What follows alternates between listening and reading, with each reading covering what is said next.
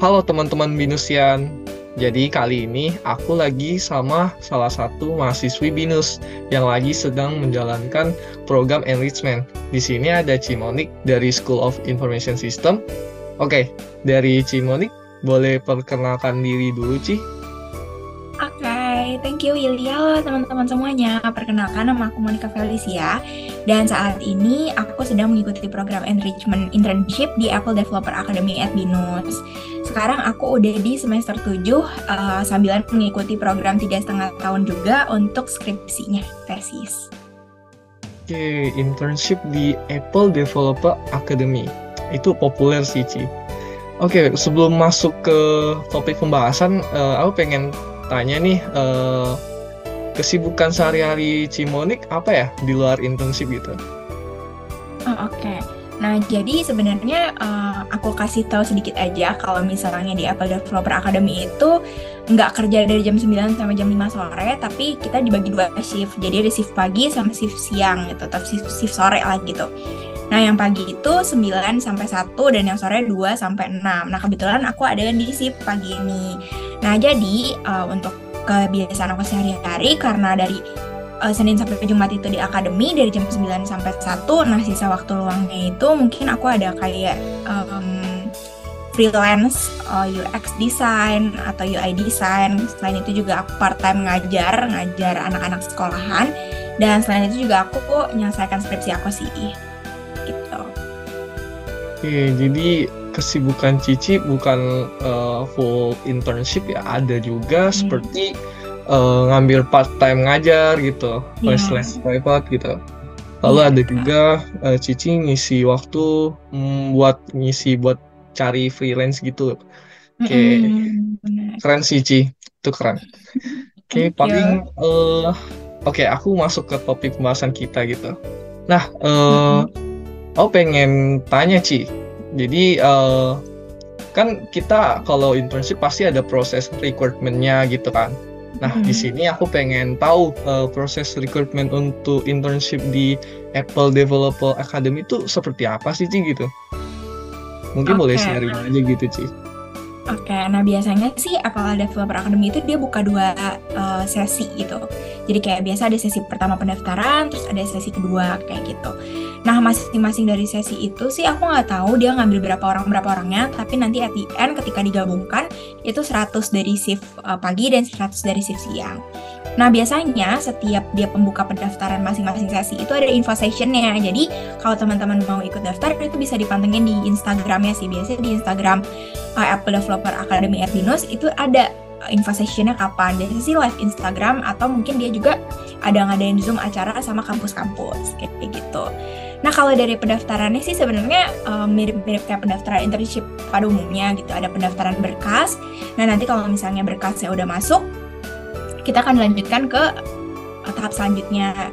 Nanti akan ada tahap bikin motivation video, kumpul portofolio, terus juga nanti ada tes. Nah, tesnya di sini sih sebenarnya yang menurut aku cukup penting karena tesnya itu kita akan mengikuti tes kayak semacam logic coding, pseudocode, ada logika lain-lainnya juga sih. Nah, nanti dari tes itu baru akan dilanjut ke fokus group discussion, kayak semacam interview, tapi lebih ke grup diskusi grup aja gitu, sama teman-teman yang lain gitu. Nanti juga ada mentornya yang pantengin. Nah, dari situ baru deh akan diumumkan, kayak gitu. Biasanya sih seperti itu. Oh, jadi dari pertama seleksi berkas gitu sampai di akhir itu ada interview, tapi bukan interview, jatuhnya class discussion gitu. Iya, kayak Dan juga diskusi ada biasa logic, aja tentang topik. ada logic coding ya, Ci ya? Iya, betul. Nah, biasa di tesnya itu dia ada bukan kita disuruh ngoding secara langsung sih, tapi kayak mungkin ada pilihan ganda atau kayak isian gitu, kita disuruh ngisi sesuai dengan pertanyaannya. Dan tesnya ini setiap tahun tuh beda-beda, jadi mungkin nanti di cohort selanjutnya bakal beda sih, tapi kurang lebih yang aja beda lah. Oke, mungkin Binusian yang tertarik buat join Apple Developer Academy boleh di take notes gitu. Itu tes-tesnya gitu. Nah, mungkin itu aja untuk proses recruitment-nya ya. Nah, jadi paling sebelum kita lanjut ke sesi selanjutnya, aku pengen tahu deh tips dan triks dari kakak untuk mengenai proses rekrutmennya bagaimana ya, Ci? Oke, kalau misalnya dari aku tips and triknya itu nggak ada tips and trik khusus sih, karena yang dipilih dari sana itu bukan karakter yang dibutuhkan gitu di akademi. Tapi kalau dari aku sendiri sih just be yourself ya, karena dari akademi itu bener-bener dia itu mengambil orang-orang yang unik gitu, dan nanti di dalam akademi kita akan diskusi bareng-bareng. Jadi setiap orang di dalam akademi itu kita memiliki value masing-masing gitu. Jadi kayak mungkin aku aktifnya seperti apa, nah nanti bakal ketemu sama individu lain yang beda-beda. Nah dari situ kita bakal berkolaborasi bareng. Jadi kalau misalnya tips and trick dari aku, percaya diri, itu pasti yang pertama. Dan gak usah kayak coba menjadi sesuatu yang perfect. Kadang kan kalau misalnya kita mau lamar kerja tuh, portofolio yang sampai begadang, gak tidur, kita mau bikin seperfect mungkin. Tapi dibandingkan mungkin bikin seperfect mungkin pakai template, mungkin kalian juga bisa cari apa sih uniqueness yang kalian punya gitu dari diri masing-masing, terus itu di point out lah gitu. Nah kalau misalnya dari akademisi biasanya kayak gitu ya, jadi kayak dicari yang unik apa sih gitu, value yang kita punya apa sih kayak gitu, kelebihannya. Nah nanti bisa berkolaborasi sama yang lain, jadi nanti setiap individu yang ada di akademi semuanya unik-unik gitu, jadi bakal lebih keren sih buat kolaborasi bareng-bareng. Oke, thank you Ci untuk tips and triknya gitu. Jadi kayak dari segi akademi tuh yang pasti kita percaya diri lah, nggak perlu perfect gitu. Dan yang pasti tentunya kita harus cari tahu unik dari diri kita sendiri gitu. Nantinya akan dipakai buat dikolaborasi gitu. Nah, begitu Binusian dicatat gitu. Oke, paling selanjutnya aku pengen tahu nih Kak, posisi internship kakak sekarang di Apple Developer Academy itu udah sesuai belum sih dengan minat kakak, atau kayak sebelumnya pengen di yang lain gitu internnya gitu? Itu sih, Ci. Oke. Nah kalau misalnya kalau misalnya ngomong-ngomong sedikit tentang akademi, di akademi itu sebenarnya nggak dipatokin dari awal kita daftarnya posisi apa, terus nanti sampai akhir gitu ya, sampai satu sesi akhir, satu cohort akhir itu kita nggak terus di satu posisi itu. Jadi kalau misalnya di akademi itu benar-benar open banget gitu. Nah di sana itu ada 3 posisi. Pertama itu sebagai coder lah ya, sebagai developer, iOS developer di sana. Yang kedua mungkin sebagai desainer, bisa product design, UI UX kayak gitu. Dan yang terakhir itu profesional, atau biasanya itu lebih ke arah bisnis atau project manager kayak gitu di sana. Nah jadi kalau misalnya aku pertama kali masuk itu daftarnya memang sebagai desainer sih, karena memang aku itu cukup tertarik sama UI UX design, product design, gimana cara nge-research dari sisi UX-nya hingga sampai akhir ke prototype. Nah sampai sekarang sih aku cocok banget ya di sana, karena di sana juga ada mentor-mentor desain yang memang sangat membantu kita lah gimana caranya sih untuk menghadapi project-project dan challenge-challenge yang ada kayak gitu.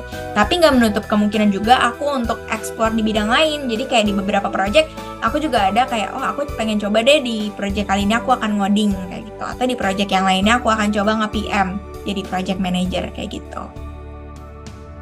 Oke, jadi di awal daftar recruitment Apple Developer Academy itu sebenarnya nggak dipatokin buat kamu pasti jadi UI UX gitu. Jadi di situ nanti bakal diposisikan. Jadi ada 3 posisi. Ada pertama coder, seorang coding yang iOS developer gitu. Lalu ada UI UX designer, seorang desainer yang sekarang Ci Monik role-nya gitu. Dan lalu ada lagi project manager. Nah dalam Apple Developer Academy bisa aja Cici belajar sedikit tentang coder ataupun project manager lah ya gitu ya. Jadi nggak hanya terus UI UX terus ya Ci ya. Benar-benar, karena dia tuh sesi-sesi yang mentoring di sana itu public, jadi kayak semuanya bisa ikut belajar di saat yang bersamaan. Kalau misalnya memang aku lagi pengen ngedalamin di coding, aku ikutin aja gitu, coba-coba explore. Dan mentor-mentor di sana juga nggak yang mentor desain khusus buat anak desain, enggak. Jadi mentornya tuh terbuka buat umum gitu. Kalau misalnya aku lagi pengen nanya apa, itu bisa approach aja langsung mentornya. Jadi cukup terbuka lah buat kita mau belajar apapun bisa gitu. Oh iya. Jadi sangat terbuka lah ya untuk belajar gitu di Apple Developer Academy ini gitu. Oke, paling aku lanjut ke pertanyaan selanjutnya Ci. Nah, ini masih berhubungan sih harusnya. Jadi tantangan atau ada kendala nggak sewaktu Ci Monik tuh internship gitu? Entah itu masalah waktu, masalah transportasi gitu, ataupun dalam tim gitu. Itu aja sih, Ci. Kayak kalau misalnya ngomongin transportasi, sebenarnya karena di sini Apple Developer Academy itu di daerah BSD, dan di BSD itu transportasinya cukup enak sih, karena dia itu ada bis yang disediain sama Sinarmas Group gitu ya. Dia itu keliling-keliling daerah BSD. Jadi kalau misalnya kita mau ngekos di daerah tertentu atau di bagian perumahannya itu, nanti busnya akan keliling-keliling, itu cukup enak sih untuk transportasinya kayak gitu. Dan untuk tempat tinggalnya juga di sini banyak kos-kosan sih. Jadi kalau misalnya kalian yang dari luar kota, soalnya di sini juga ada yang dari Batam, ada yang dari Solo gitu, itu pada kesini juga cukup gampang sih buat nyari kos-kosan kayak gitu. Nah kalau untuk tantangannya sendiri, mungkin kalau misalnya kalian dengerin perkenalan aku di awal, aku cukup ada beberapa banyak kegiatan gitu ya. Karena selain yang itu juga aku kadang ada ngambil proyek kecil-kecilan gitu. Aku suka ngerajut crochet. Jadi kalau misalnya ada orang kayak minta dong dibuatin keychain buat hadiah gitu, kayak commission gitu, aku open sih. Nah jadi kayak kadang-kadang aku juga ngerjain itu. Nah kesulitan aku tuh sebenarnya lebih ke bagi waktunya. Karena waktu aku tuh cukup padat, jadi tuh aku bener-bener harus make sure dari jam berapa sampai jam berapa itu aku melakukan apa. Jadi nggak boleh ada yang kemis gitu. Kayak misalnya ada meeting di jam berapa, itu aku harus bener-bener dipatokin di jam berapa. Nah itu sih sebenarnya challenge-nya, gimana caranya aku harus manage waktu aku sampai semuanya itu bisa kekejar gitu. Memang kadang ada juga beberapa waktu yang kerjaannya itu kan di luar daripada rencana kita kan. Mungkin kayak harusnya 4 jam, tapi ya ternyata bisa lewat gitu, mungkin 6-8 jam. Nah dari situ mungkin memang sih ada kayak misalnya skripsinya harusnya deadline-nya kapan gitu ya, di kita set gitu dalam grup, tapi ternyata kelewat gitu. Nah di situ juga sebenarnya harus ada komunikasi sih antar tim, antar kelompok, teman-teman di akademi maupun teman-teman kalau misalnya skripsinya grup ya, karena kebetulan aku skripsinya kelompok, jadi harus diobrolin gitu. Jadi kayak kita harus bisa komunikasi gimana caranya dari akademi juga itu nggak kemis gitu, nggak ada mempermasalahkan waktu tersebut. Dan yang pastinya kita juga harus komitmen untuk ngejar ketertinggalan yang ada di masing-masing hal kayak gitu. Challenge-nya di situ sih sebenarnya. Kalau misalnya dari kelompok di akademi sendiri, karena memang beberapa proyek itu ada yang kelompok, ada juga yang individu sendiri gitu ya. Kalau misalnya di sana itu lebih ke arah gimana caranya sih kita nyocokin supaya nggak bertabrakan lah opininya. Karena kan yang aku bilang tadi ya, nggak semua orang di sana tuh nggak sama, nggak sepemikiran gitu. Jadi kadang-kadang tuh banyak opini yang bertabrak-tabrak, menurut dia apa, menurut aku apa. Nah lebih enaknya itu gimana caranya sih kita bisa saling menghargai opini mereka dan coba cari sudut pandangnya tuh sudut pandang user yang mungkin nanti kita lagi ngebuat project untuk user apa. Kita harus tahu sudut pandangnya itu, jadi agar lebih empathize lah gitu apa yang akan kita buat sesuai. Jadi nanti at the end nggak bakal berantem deh gitu. Jadi obrolannya dan komunikasinya juga lebih sesuai lah gitu. Kalau challenge-nya sih lebih itu sih. Kalau dari akademinya sendiri, karena memang sifatnya kan akademi ya, sifatnya itu kayak belajar lagi. Di sana sih cukup seru sih. Kayak challenge-challenge yang diberikan sama mentor itu menantang banget gitu. Beda lah mungkin sama kuliah gitu. Jadi kalau di sana yang menantang ya banyak, karena namanya juga challenge gitu ya. Jadi banyak sih tantangan-tantangan. Tapi kalau misalnya masalah personal yang kayak mungkin paling waktu, gimana cara memprioritaskan task sama komunikasi sama teman-teman sih kalau aku itu.